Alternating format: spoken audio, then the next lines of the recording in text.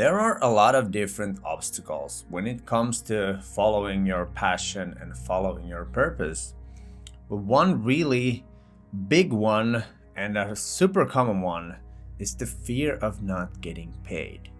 And it's this kind of weird survival fear that we tie to money. And we think, our logical mind thinks that if we don't get money from what we do, we will somehow die or just poof, stop existing. And this fear of not getting paid for what you do is actually killing creativity. It's keeping us in the marketplace. It's keeping us stuck in the idea that we have to do things in a certain way. And this ultimately is the reason why our technological advancement is usually going just in one direction and not kind of branching out to all these different areas. And it's because of money and the whole monetary system and how it's built and how the illusion of money being all that is necessary for survival. And it's partially true. But then on the other hand, if you start trusting the universe and you go into more esoteric concepts, if you trust that what you do is the right thing and you listen to the voice inside, you will always have the right amount of money that you need. And let's be honest, there isn't many deaths and starvations happening in the West for those who actually trust and do what they love from the inside, apart from those who live their life through their fears. I'm talking about people who have overcome their fears and kind of just trust in the universe, trust in God, trust in whatever you want to call it. They will always have enough money to keep doing what they're supposed to do. If we trust in the process and we trust in our own creativity and in our own ability to create something great, we will always have enough money. We will always have enough to survive. Maybe it's not money, maybe you're in debt, maybe you have all these kind of issues that are basically like made up issues, superficial issues. You might have a partner who supports you with food. You might have a parent who gives you money so that you can survive and do what you want. In this case, it comes down to the ego and kind of feeling ashamed and these types of problems that we're not accepting help and we think that we need to survive on our own. And when I think about my snowboarding career, I used to be a professional snowboarder in my previous life. I never thought about money.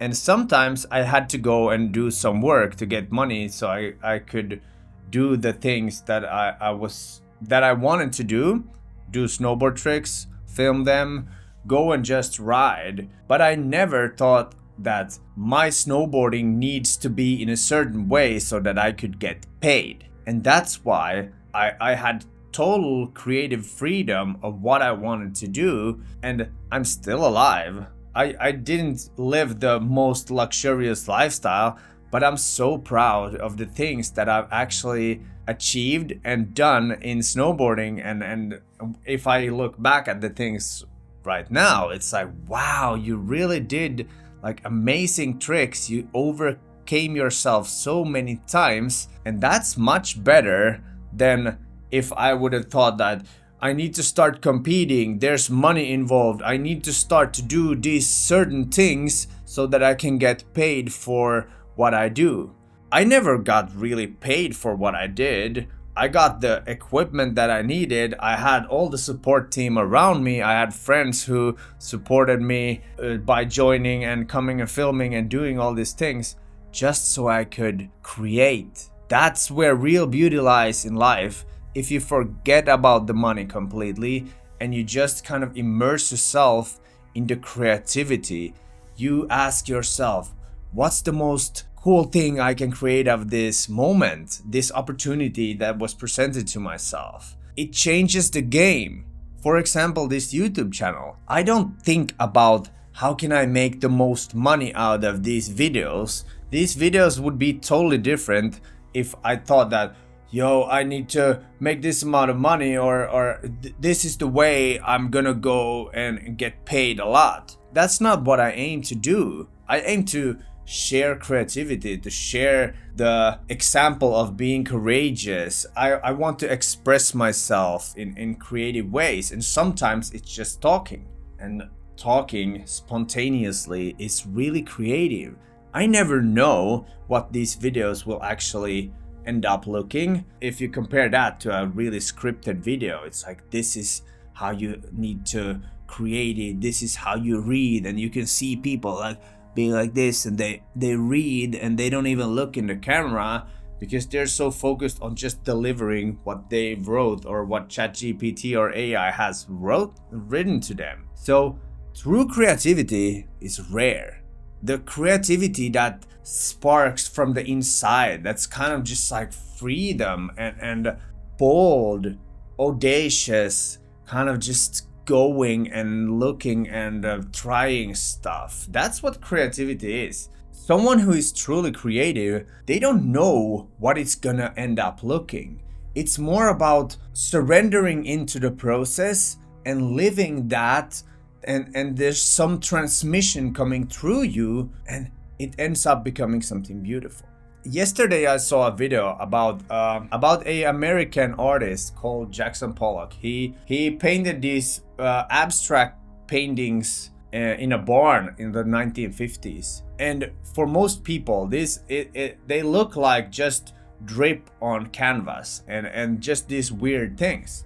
But scientists has actually gone and studied these patterns and stuff, and they figured out that there's like these Fibonacci sequences, and it's like this golden ratio that all these patterns create. And Jackson Pollock said that when he was creating these, he removed himself and he was just a channel for the art. It just came through him, and he just went for it. It's the deepest flow state you can do. You remove your mind and you kind of just start act intuitively, and it's wonderful. Like, if you've ever experienced this type of flow state where you go deeply into the creative act yourself and you kind of remove your identity and you just become the vessel that creates this art, it's amazing. And with flow states, it's more about rehearsing, stepping out of the driver's seat and kind of letting the universal forces kind of take control and start creating. And with snowboarding and skateboarding or any art, you will have experienced this feeling, because you may have an intention on creating something, and that's the thing that you use your mind to. But once the action starts, there's another force taking control once you get deep enough, and it requires kind of this balance of skill and challenge.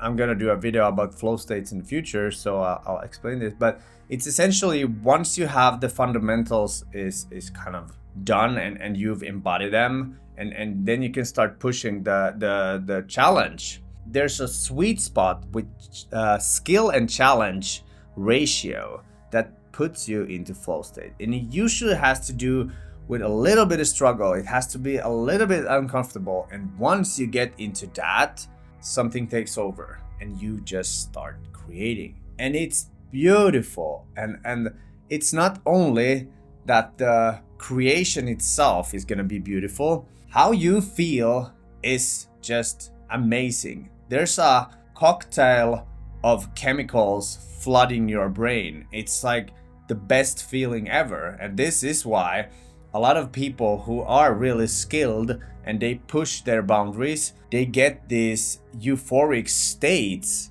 even after the actual flow states. That's what makes creativity. That's what pushes the whole boundaries. And even like AI, that's the most trendy topic today. AI was built by humans in a flow state. And if that isn't creative, how can you even come up with an idea to create AI? And just a quick note about AI. I read yesterday that AI is actually just a reflection of humankind, because all the information AI has is based on human behavior that we have used in the internet. AI is not created out of thin air. AI is created based on us, on humans. So it's actually just a reflection of humans. This was just, I felt I needed to talk about this.